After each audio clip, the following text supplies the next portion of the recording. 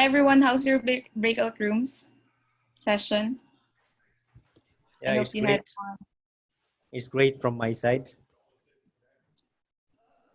Well, hello everyone. By the way, your moderators are Sir Ramoncito Cambel. I would like to thank the moderators for today, Sir Ramoncito Cambel, Sir Holger Cevallos, Ma'am Lara Paul Ebal, Sir Ezra Gayawan, Ma'am Joyce Grajo, Ma'am Joy Lopez, Sir Rocky Marcelino, Ma'am Milica Maricic, Ma'am Ira Joy Martin, Sir Jorim Mendoza, Sir Peter Ogunyinka, Sir Adi Rakhmawan Suryo, Sir Gajendra Vishwakarma, and then Ma'am Marlene Weinauer. So, by the way, I think we're now ready to start. Perfect.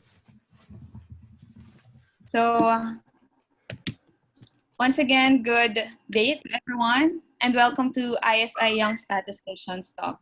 I am Mara Sherlin Talento, the current chair of Young Statisticians Committee of ISI. And I am very thankful to everyone who gave their time to be with us today.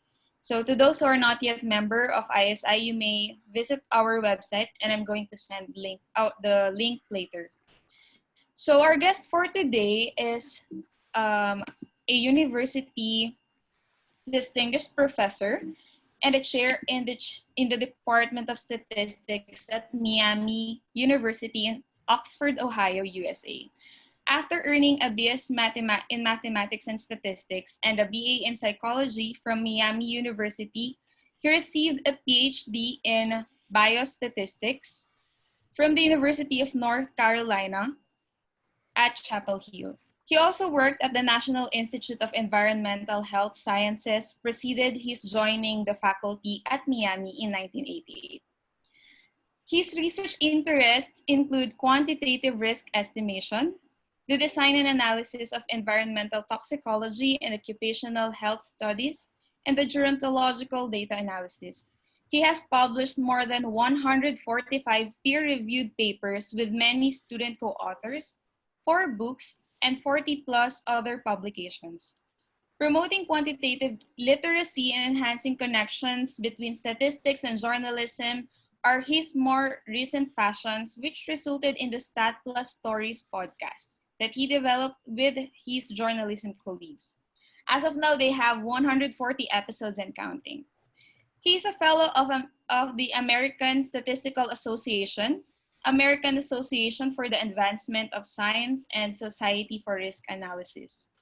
He is also an award-winning teacher who has taught 26 different courses since arriving at Miami, including few that he designed.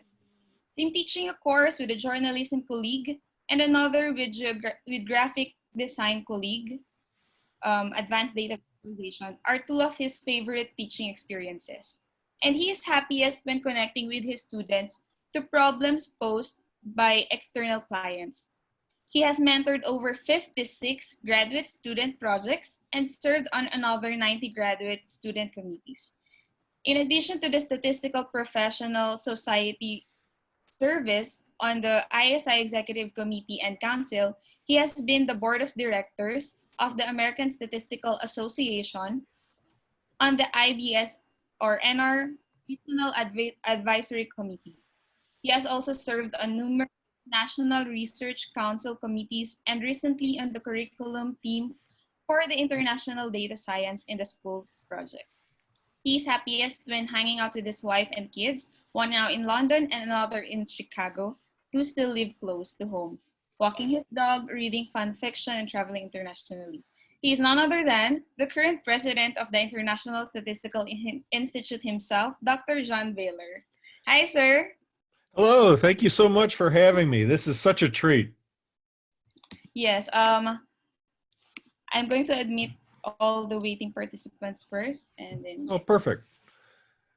So yes, hi, sir. Good morning, good evening, good afternoon. By reading your bio, I'm sure most of our participants today would like to know what inspired you to become a member of these statistical societies. That's it. Well, first, thank you for that warm welcome and introduction. It is such a pleasure to be here.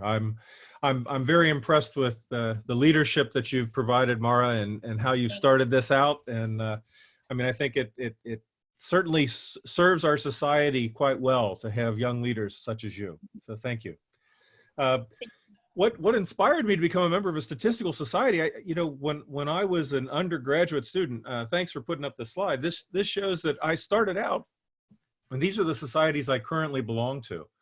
And one of the things that I'll note is when I was an undergraduate student, my professor said, "You should join." So that was the, it was kind of my my start was my professor said, "This is part of your identity to be connected to other members of your community." And so originally I joined the American Statistical Association because that was my national statistical organization, my NSO. Later, I was doing a lot of research that was more biostatistical. And so IBS, the International Biometric Society, particularly the region that I was in, the Eastern North American region, was my society of identity or also of practice. I was still a member of ASA, but I was also a member of ENAR. Later, I got very involved in ISI through the risk analysis, now special interest group. So based on your interests, you may find yourself connecting naturally. And it was through that connection that I ended up joining.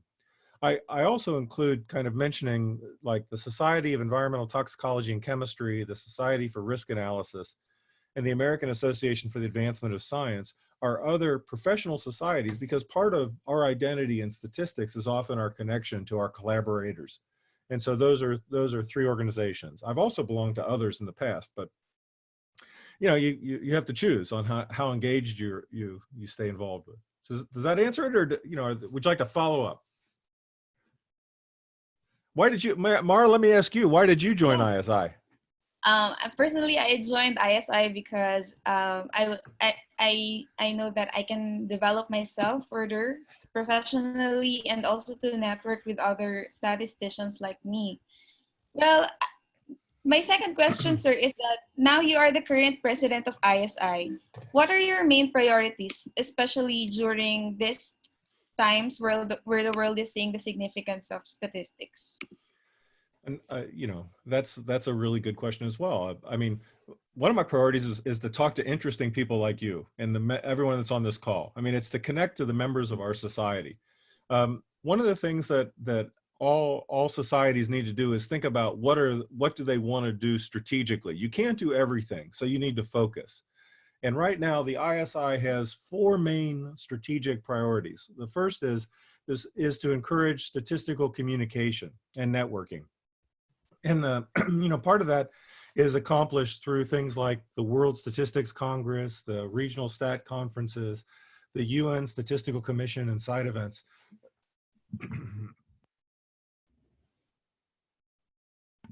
Sorry. And in fact, I've got, I'm wearing my ISI shirt, my one from from Malaysia.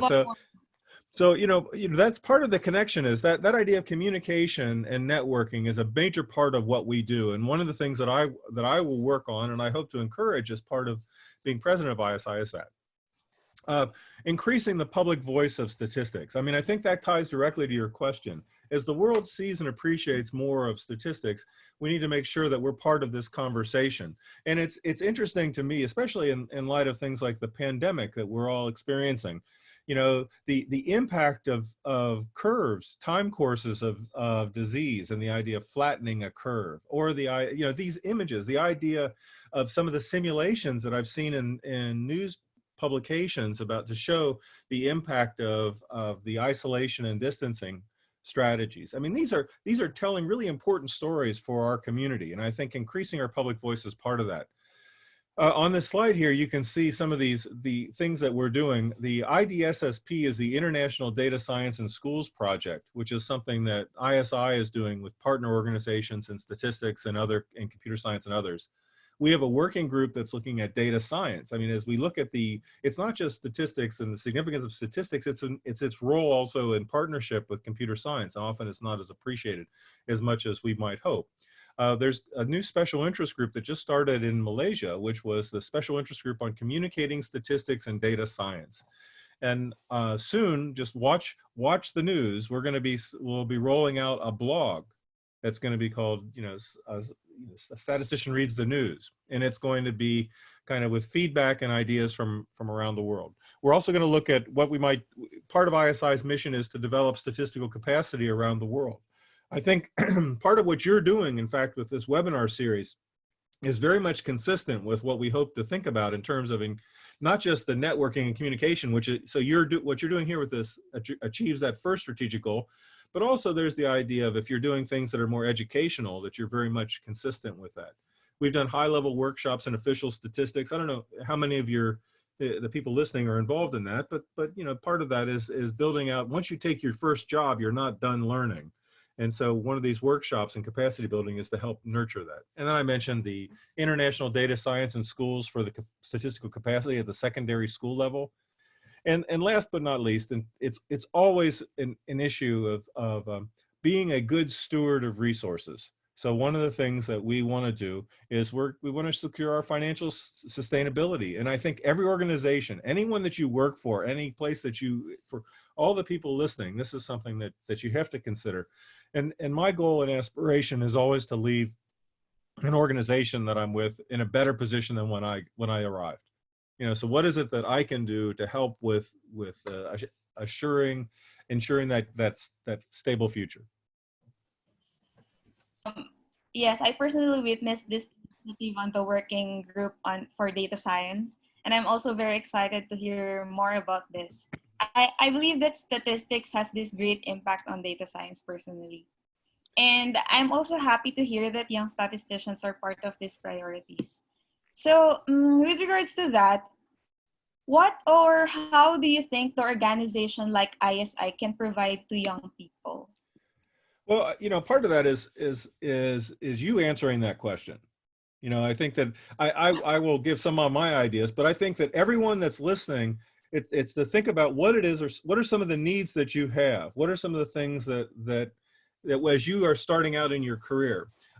I mentioned a couple of things when I sent you some slides early on. I mean, one of the things that I suggested three things: networking and connection, networking and connecting, encouragement and feedback, and then professional development. That's what I think a professional organization is. It's a professional home. It's an identity that you have, and you hope that your organization can help promote your profession around the world. I mean, what we're doing now, and you've set this up nicely with having these breakout rooms for additional connections and conversation. That's the idea of networking. So within this, under an umbrella of ISI, there's going to be activity. And part of that activity is this idea of how do we connect and how do we engage? So you can connect with peers. You also have a chance to connect with more senior colleagues. I suspect that I'm in that camp.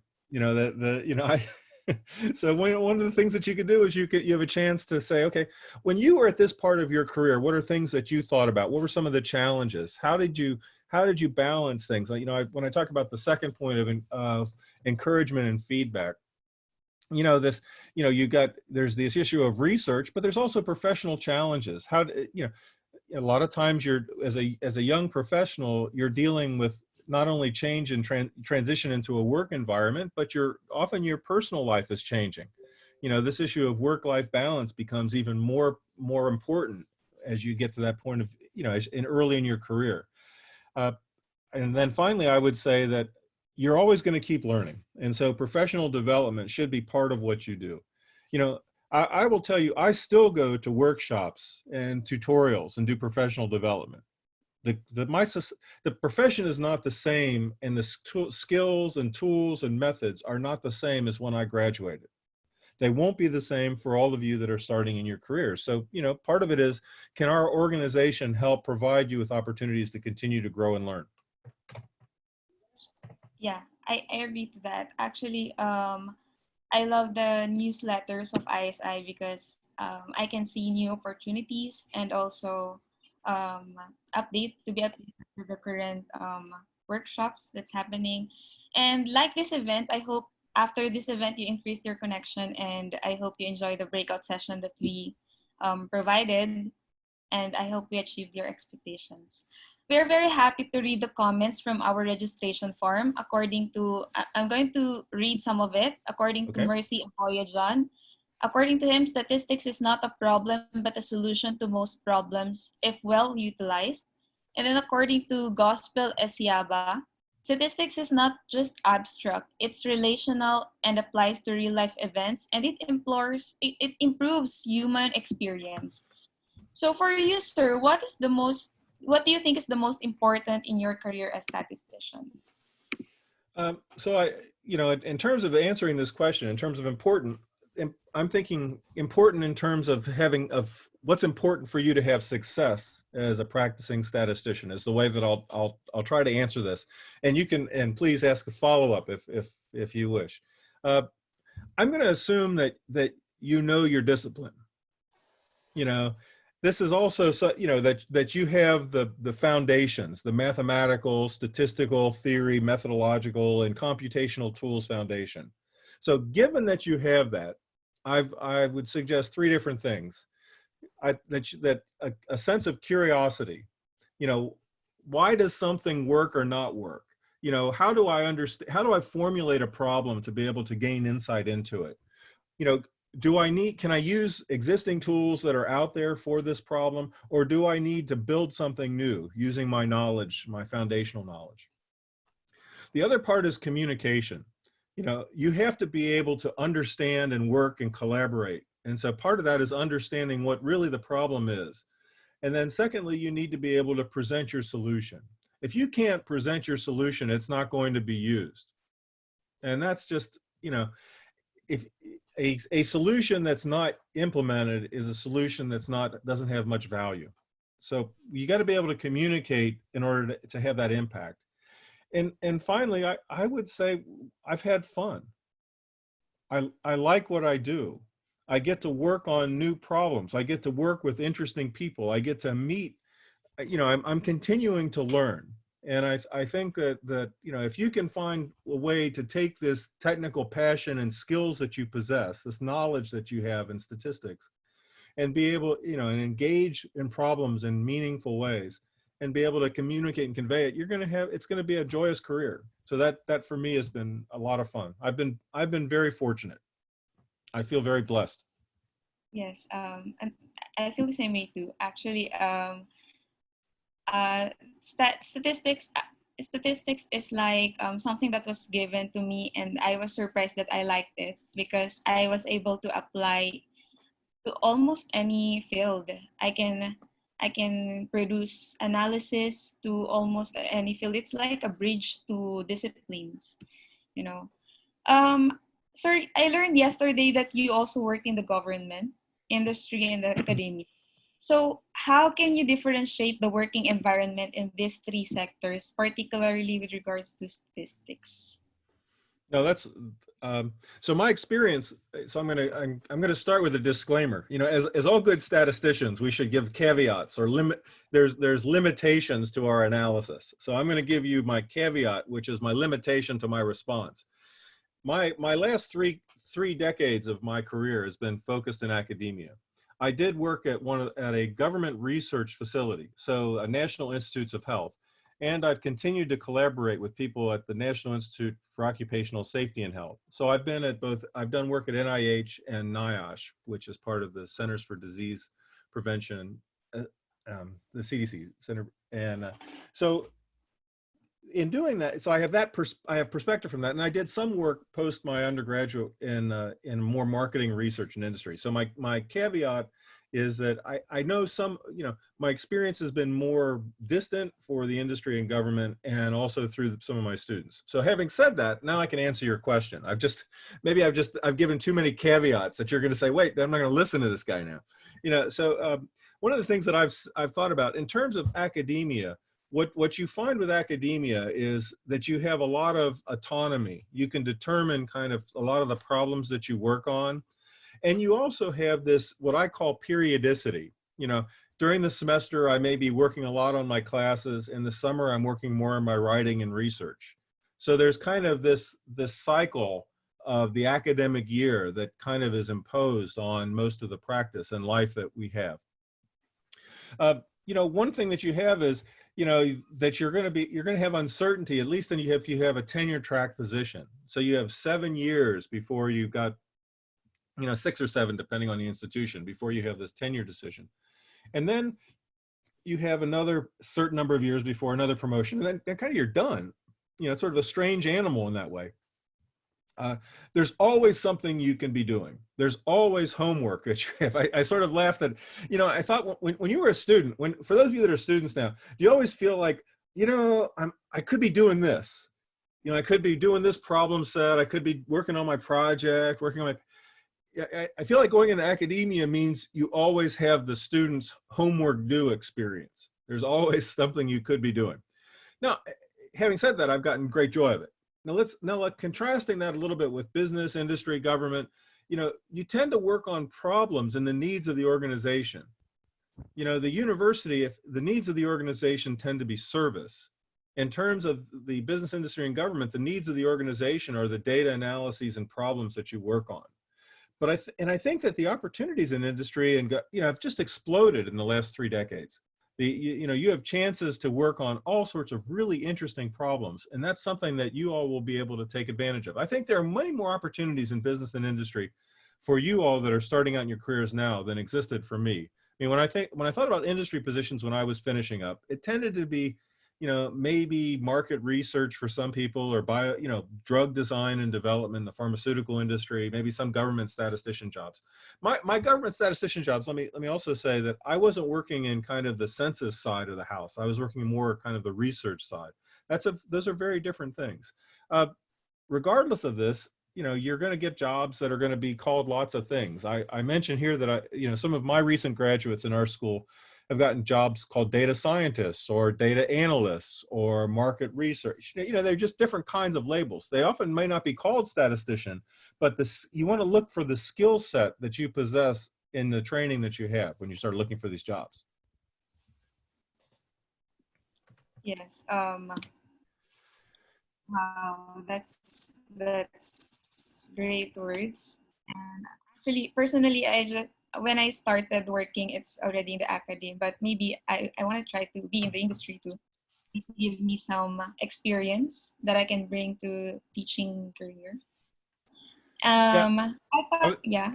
I was going to say, you know, one of the things that we've done is we often will do experiential learning things with our classes.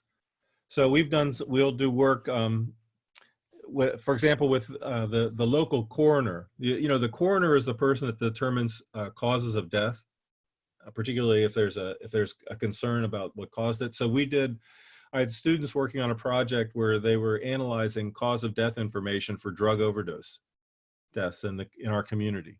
So, you know, there's still opportunities, even for those of you that are working in an academic setting, to look to partner with local government and industry to work on projects. We did some work with a startup company in the community to do some data analysis because they don't have a large staff to work on it. So even those of you that are not in these business, industry, and government settings, you may find ways to partner and explore some of these opportunities. So to collaborate with a local government unit. I saw our institute doing, but they are starting it with a home community. Okay. I thought I'm going to skip this question, sir, but I guess the participants would like to know this question. Your answer to this question. Do you prefer to, what is your advice to young statisticians like us on how to get our paper published? That's an important question, particularly if you think about it, you know, at different points of your career. I would suggest that one of the biggest attributes to possess is one of persistence. You know, that you don't give up. So present your ideas. I would say present them early. You know, think about talking to your colleagues and doing a seminar, going and presenting your professional meetings and talking about your work. When you start writing your work, write it think about a particular journal or 2 or even 3, you know, that you do this. And when you write this up, send it out for feedback. And one of the things I think is really important is the feedback. Your friends are the ones that give you really hard comments. You know, if your friend says, "Oh, it looks fine, go ahead, submit it," they're not helping you. Your friend is the one that says, this doesn't convince me. There's a problem here. Can you clarify this? So, you know, ask your colleagues to read your work and then give really good constructive comments. I'm working on a book right now. I've got the first three chapters of my book. I've sent out, the editor has sent that out for 3 reviewers, and I've sent it out to 5 other people that I know. And they're going to beat me up. They're going to say this doesn't make any sense, or they're going to say, I like this, do more of that. You know, so send out your work and be constructive. I would also challenge you, if you're reading the work of your friends, to give them good, hard comments. So Yes. the reason I say that is the harder that you get in your first round of criticism, you'll save yourself an iteration with a journal. And finally, papers will get rejected. They will. You know, see, the first, I have to tell you, every time I have a paper rejected, I get mad. I'm thinking, they're crazy. Why couldn't they? Don't they see the beauty of the? Well, you know what? A lot of times they're right. And what I would challenge you to do is see what's said if it makes sense. And if it makes sense, change your paper accordingly, and then send it out again. I mean, I think that's you just have to be persistent. You have to be willing to, present your work, get feedback to your work, take criticism to heart, modify your work, submit, and not be discouraged if at times it gets rejected. You can do other, I was really fortunate to work with early on in my career with people that were more advanced, and I partnered with them on projects. One of the things that I do is I have partnered with junior colleagues that we've hired in my department, and I've also partnered with students of mine to work on projects. So one of the things that you can also do is find collaborators that could be good for your kind of development. The other, I have a colleague of mine in journalism that says, do you know how do you get to be a better writer, Mara? You're right. How? You're right. So Yes. the way you get, just make sure you force yourself to do it. I'll tell you with the book that I'm working on, I have a calendar that I put an X through a day if I wrote that day. And I don't want to break my streak of writing. So just start doing all those things. Get the momentum. Yep. Yeah. Absolutely. Well, I believe that research is really an inevitable part, even in academe. So I want to ask, do you prefer to do research independently or in collaboration with others?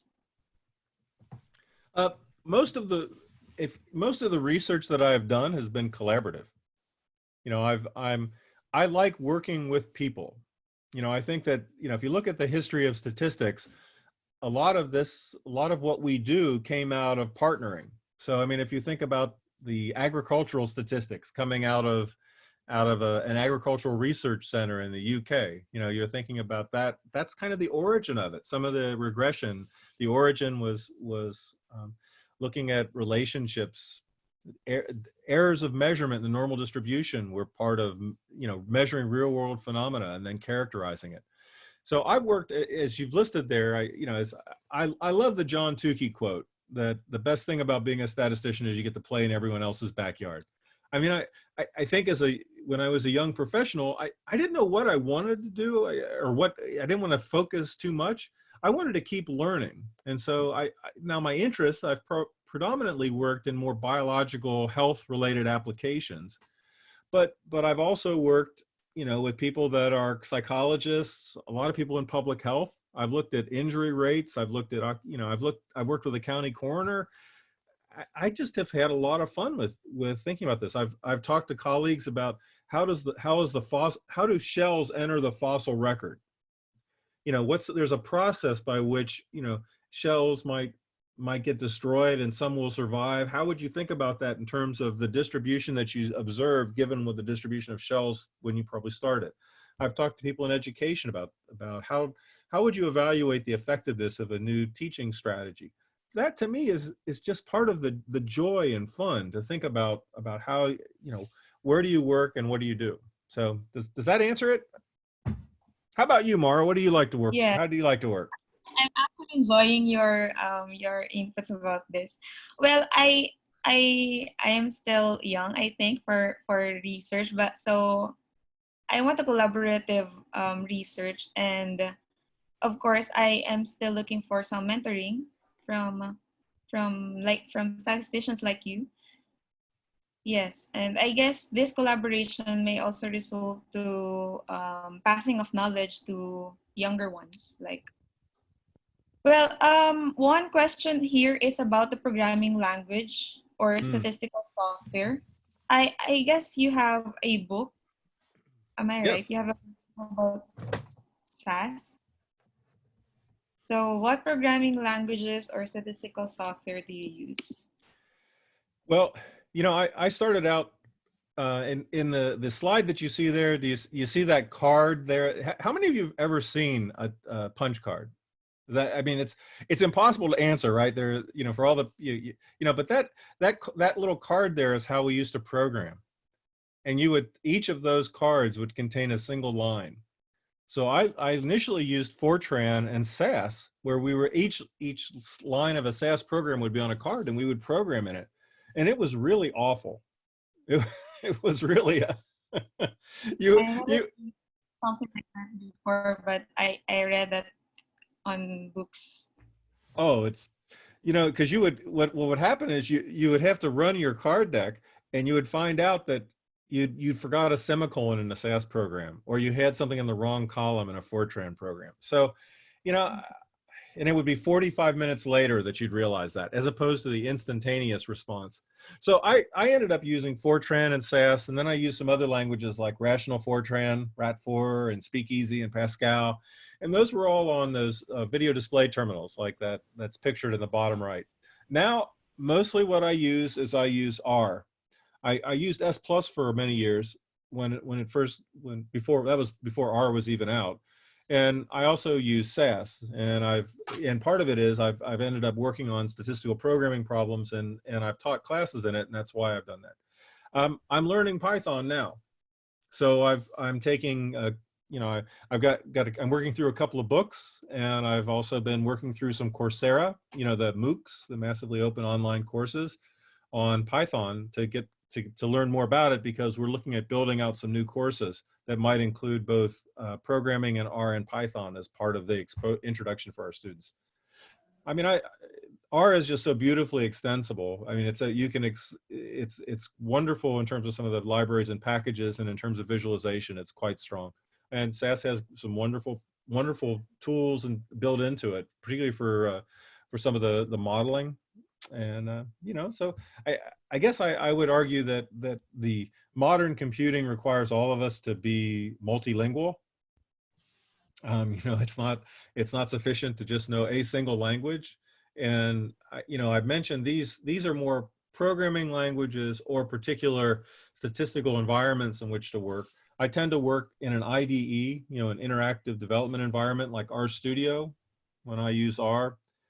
I suspect I'll be using some type of, maybe Jupyter notebooks or other kind of contexts for using Python.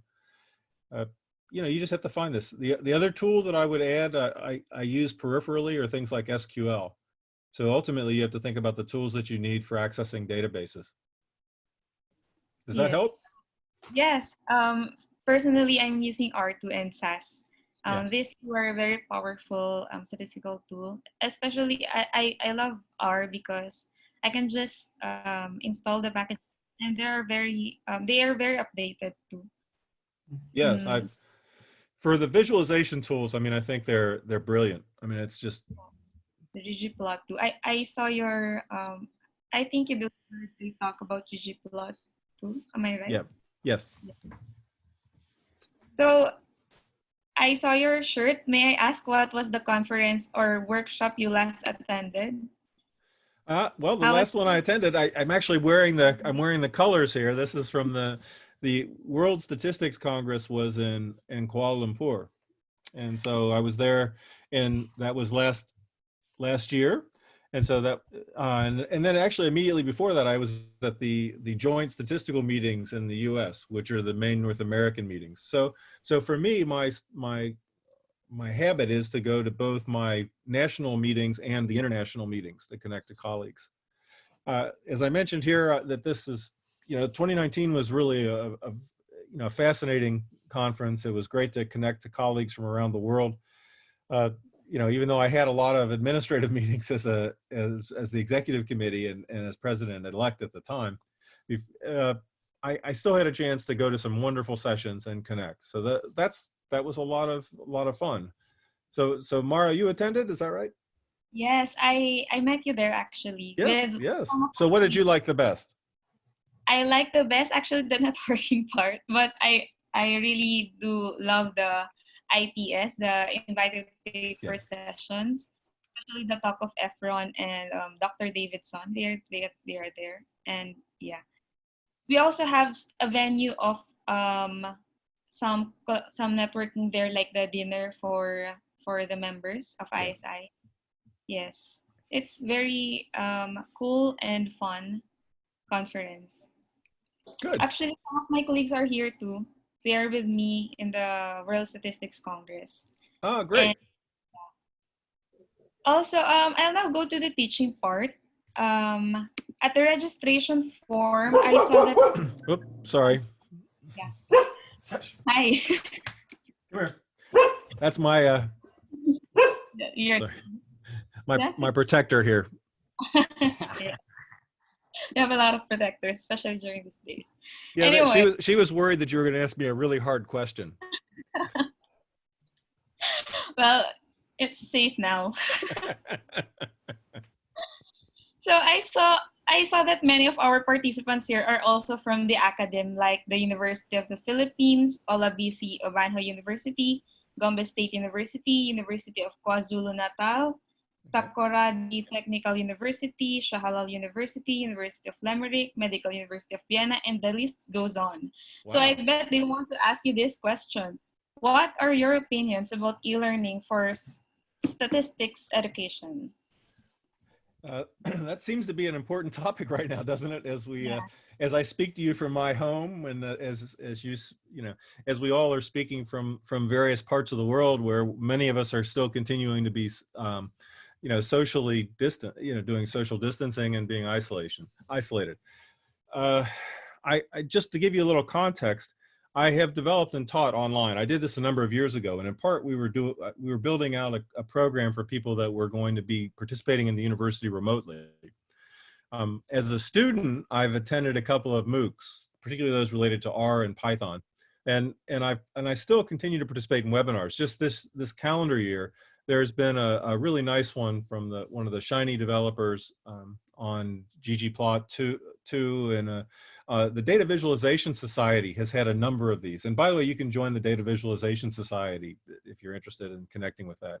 There have been some fascinating COVID-related modeling webinars. So I go and I attend these things, and in part, the hard question with online learning is what makes it interesting.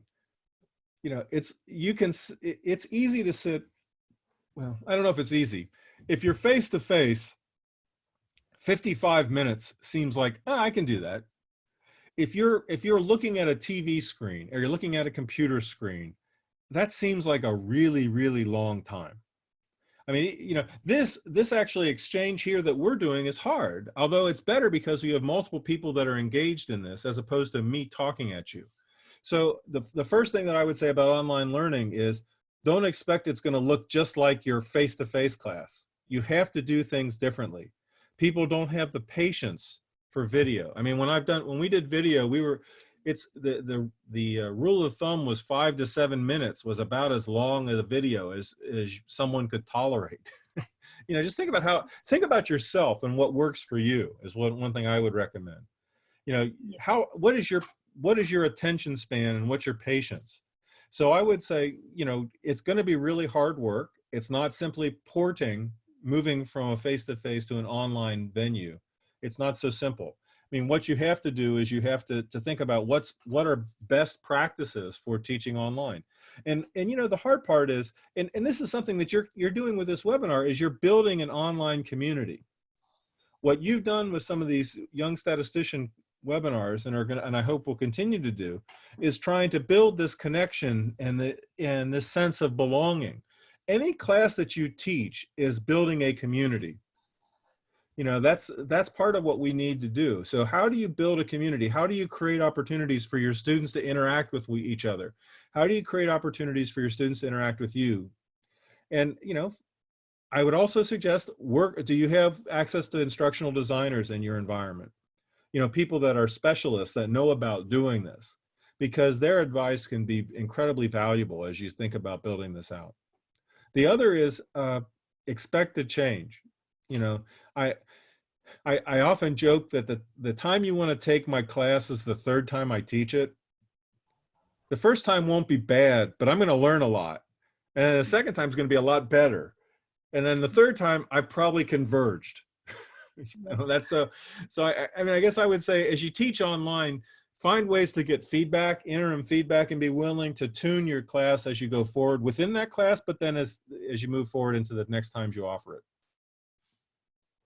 Yes, I agree to that, especially designing the instructional material.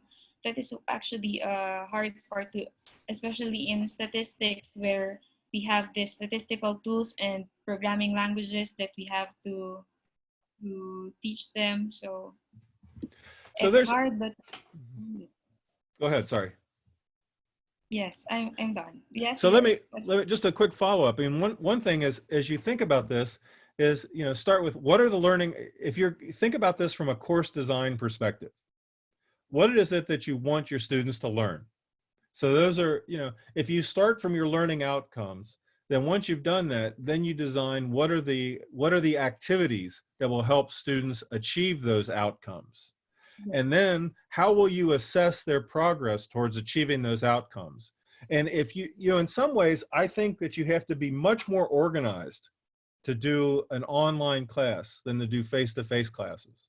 That's not to say you don't have to be organized for face-to-face, but you have to have things really very, very finely structured to have success with an online class. In order to, yes. Yeah, to have success. It's like an OBE, the what do you call this? Objective based. Okay. Education. Yes. We have one participant here actually that I know personally. She's a former forestry student and now she wants to enter the field of statistics. So what suggestions will you give to someone who is entering the field of statistics? Oh, I think it's great. I mean, if you look at people come into statistics from lots of different points of entry. I mean, so first I laugh that my department is filled with people that started out studying something other than statistics. You know, so I have people that were computer scientists. I have people that were musicians, people that were economists. You know, I was pre-med. I mean, you know, the idea that, so I think the first thing is, you know, that's great. No worries. Coming into statistics from lots of different backgrounds is just common. I would suggest that consider the kinds of problems you have a passion for. And as you see the first bullet point there, I obviously as an ISI person, I'd say, oh, you want to connect to a professional society quickly. But I would suggest, you know, really connect to your both national and international communities. I think that's something I would suggest seriously. That it's important to have to think about your community and the connection to that. I would say as you transition into studying statistics, there are kind of three things that I think are important for anybody that's going to be working in statistics, and maybe that's an underestimate. One is you need to have mathematical foundations. You need to know, you need to have certain skills, usually multiple semesters of calculus and linear algebra at minimum. You know, and then as you get to more advanced coursework, maybe some analysis as well is common. Differential equations will be important for people depending upon the kinds of problems that you work on. You know, if you're interested in compartmental models, if you're looking at the pandemic now and you're looking at some of these SEIR models, SEIR, that are being used in epidemiology, a lot of those have underlying compartmental models where you're looking at transitions between different states. So, you know, that type of foundation and sort of the math foundations. Then in terms of statistics, well, you know, of course, you have to think about the foundational tools, the probabilistic model. I mean, we're probability models are how we represent what we expect to see from experiments. We think that there's essentially some probabilistic generating function for what we observe. And that's often the foundation of inference that we do. And so that's why when you take probability, and then you have to think about the tools that you'd have to learn from estimation and testing classes, so that principles and foundations, because if you're going to build new tools, you have to understand how existing tools are built. And then lastly, the modeling. I mean, I think that regression was the course that kind of drew me in. I don't know about for all of you that are attending. I mean, I love the idea of trying to predict something given other things that I've measured. And so, you know, you got to get that modeling foundation. Now, that's the stat side. And then finally, on the computing end, you should know you should have one programming language at least in your background. And you should also then ultimately get to the point of having some database exposure. And that could be a SQL class, it could be some other kinds of database, just so that you have kind of the principles of tables and joins and other kinds of operations that you need to do in preparation of data. I mean, when we look at what we do, a lot of times our effort is focused on cleaning up data before we can do anything with it. So you got to have those skills. So I would suggest as people are starting, as you're entering the field of statistics, think about what you need to do to build the foundations. Statistics is these types of fields are, I call them vertical fields. The idea that you have to study sort of introductory level ideas before you get to advanced ideas. And, you know, many regression classes are going to require that you have the foundation in calculus and linear algebra and probability before you think about trying to do deeper study in some of the modeling. So you have to think about building up and doing things in sequence. Yes, especially in the multivariate part of it. I believe that when you know the theory, it's easier for you to apply this methods. And yeah, part of those theories are actually mathematical, very mathematical. Maybe for my last question before I open the forum is, okay, what are your hobbies or interests outside of work? My hobbies and interests outside of work. You know, I guess the thing that I do most, it's webinars with young statisticians. That's my favorite hobby. I know. I like. I mean, I love to. I'm a pretty voracious reader. I love to read. And so if you go to my webpage, you can even find at the bottom of my webpage my link to my favorite authors, and that I love, you know, I do yoga, I like to exercise. I spend a lot of, you heard about my partner in walking speaking out a little earlier. So so time with my dog, you'd already mentioned, you know, chances to visit with family. My international statistical work has also led me to travel more than I might otherwise. So I mean, getting to see the world is something that I find is something I just really love. I enjoy photography and art. That's something that's fun. And lastly, soccer and football. I played for many years, and I coached for many other years, and now my ankles and knee tell me I'm done. So, but that was. I still enjoy sport in a variety of types. So those are some of my hobbies outside of work. Yes, thank you so much, sir, for that for this wonderful talk. And now I'm actually opening the forum for those who have questions. I saw this this comment here. Data science play an excellent role for. You may use the raise hand button, by the way, if you want to say something. Okay, so data science play an excellent role for someone to be relevant in statistics arena. How can you and ISI be of assistance for the young one in the area of data science training? I guess Sir Baylor already answered it a while. We are forming a working group in data science, right, sir? Yeah, and I would also encourage you to take a look at idssp.org. the International Data Science in Schools Project.org. In there, you'll find at least some of the initial thoughts about what a curriculum might look like for a data science.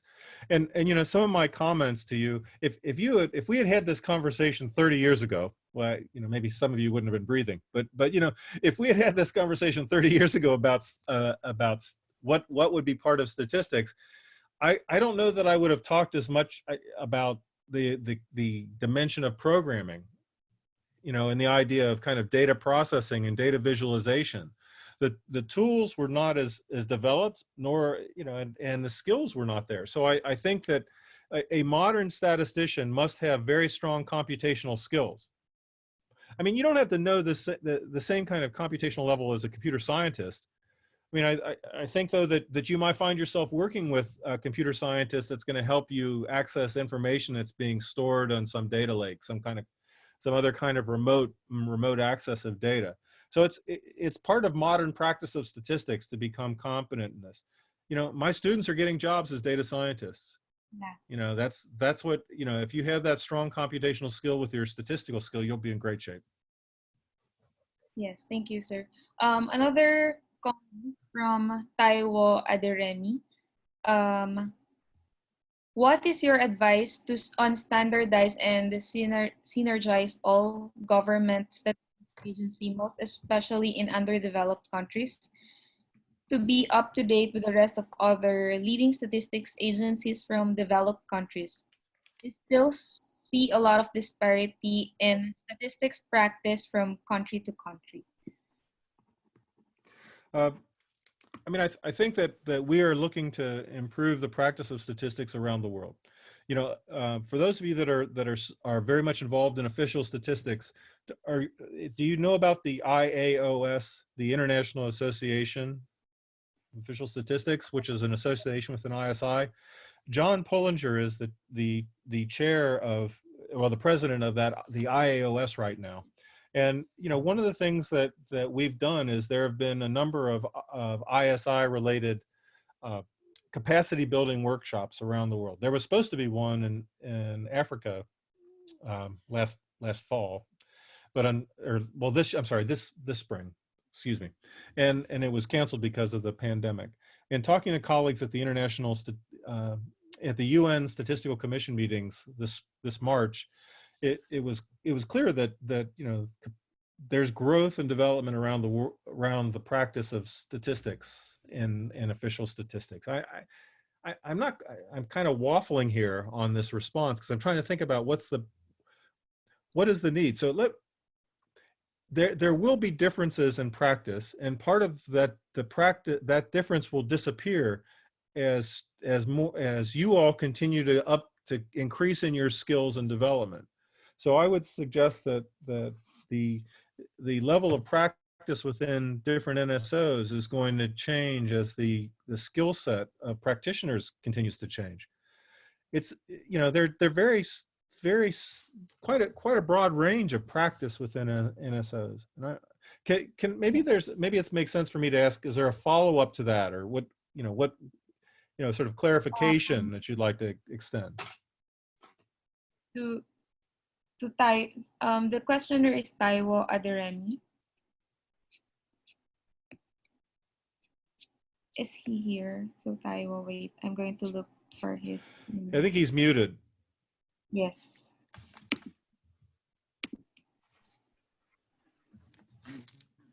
Good day, sir. Hello, Taiwo. I'm happy to hear from you, and I really appreciate all your advice and your professional talk all along. You see, the area I'm talking about concerning the disparity between developed country and underdeveloped. I work with statistics agency in Nigeria. Okay. I'm a staff. At the same time, I'm a master student of biostatistics.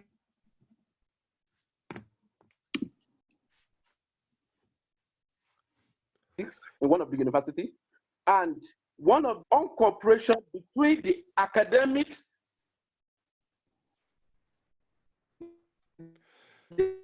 academician, and the staff of that. It's not in the agency.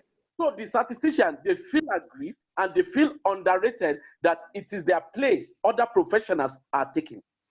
That is one. Finally, you see, I used to read a lot about Association of Statistics in other countries, mostly US, UK. The way they practice statistics there is interesting and it's fun. They use all the tools. But here in Nigeria, for example, oh, no. It's nothing to write home about. And I want to really, inform myself in this sector and reach the pinnacle, the ladder of my profession. That's why I don't want to lag behind. That's why I throw that question to the prof. Yeah, thank you. Thank you for that question. Okay, so let me see if I can respond here.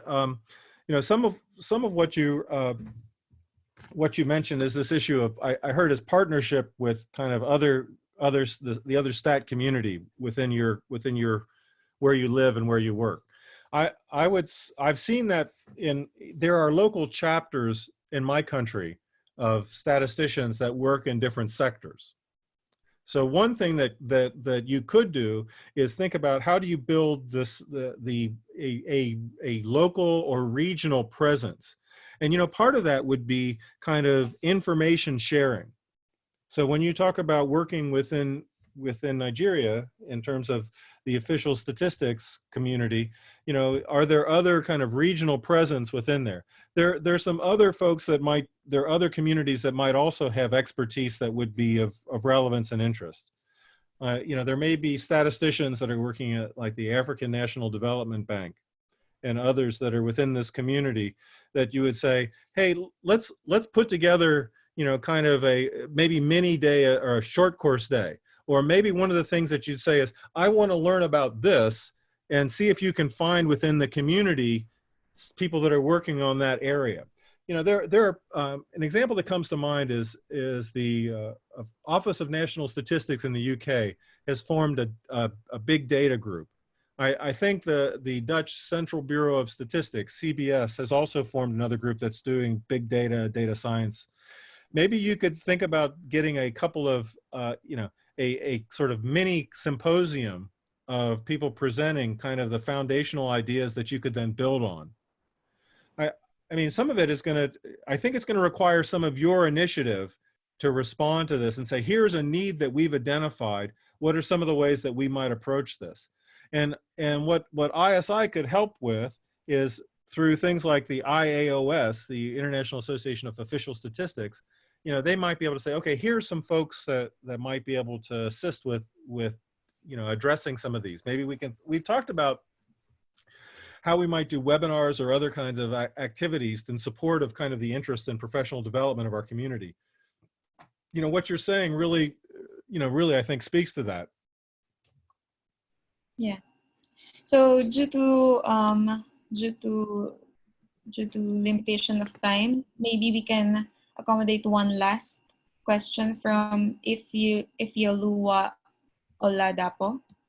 Okay. Ifyoluwa Adalpo, are you here? Yeah. So you're raising your hand. Hi. Why don't you type your question? The audio is I'm having trouble with audio. Can you hear me now? Can you hear me? Hello, Prof. Can you hear me? No, not really. I'm going to ask if this is your question. Can you help? Is this your question? Can you help us with relevant links for getting PhD scholarship? That's going to be that's going to vary around the world. So in terms of pursuing PhDs and graduate degrees, it's highly specialized. I mean,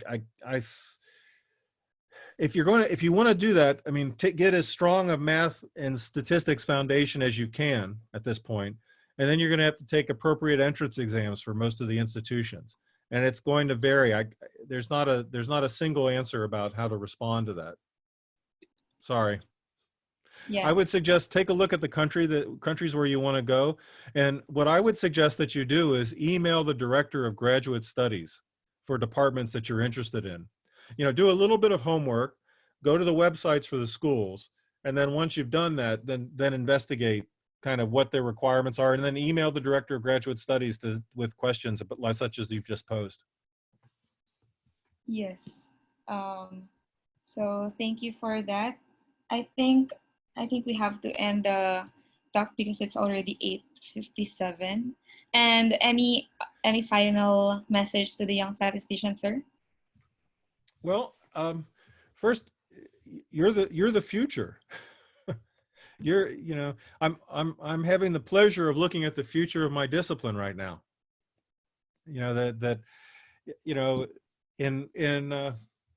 In 30 years from now, you're going to be talking to the next group like I am now. Think about what you're going to be saying to them. What are the opportunities that you will have to mentor the generation that will follow you? I am excited and hopeful about what you are bringing and representing. It's exciting to see that you're all out there and that you're going to be working to grow our profession. So thank you for all that you do to continue to engage in our profession and grow. I hope that you will become more involved in ISI. I welcome I welcome you to the ISI family. Please join as regular members. This is a chance for you to get engaged with our professional community.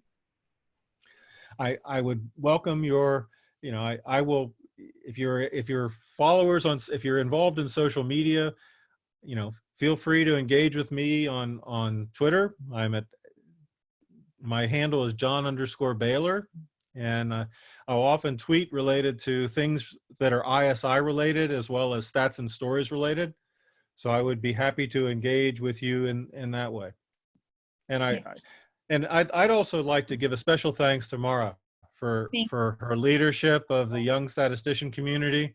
So thanks so much. This has been it's been a lot of fun. I've very much enjoyed this, and I wish you well as your careers continue to grow and develop. Thank you. Yes, we're looking forward to more talk like this with other ISI council. So I hope you guys would join us in the Young Statisticians. Also, yeah, I think we're okay with the program. And then all your questions here, if we can maybe send to Dr. Baylor, and then he'll send us some answers to it, maybe 3 questions. I saw more questions here. Okay, so I'm going to send the link on how to register to ISI if you are interested to join. And if you send me the questions, I'll sketch some responses to these, and I'll encourage my colleagues on the executive committee and on council to look forward to invitations from you, Mara. And I think this would be a chance for you to talk to some of the folks. And think about the interest that you have. I mean, that we've started on May 12th, the International Year of Women in Statistics and Data Science. So Jessica Utz might be a good person to have on. She's council member and she's leading that effort. I heard a lot of interest in data science. You might want to get the president of the International Association for Statistical Computing on here to talk about, who's also leading the work group on that. So Jürgen Simichek, and have him talk a little bit about kind of what those efforts might be, and also the Data Science and Statistical Visualization Conference and the journal that's coming up. So thank you so much for joining our event, and we're looking forward to seeing you in our future events. Thank you. Me too. Thank you, everybody. Bye-bye.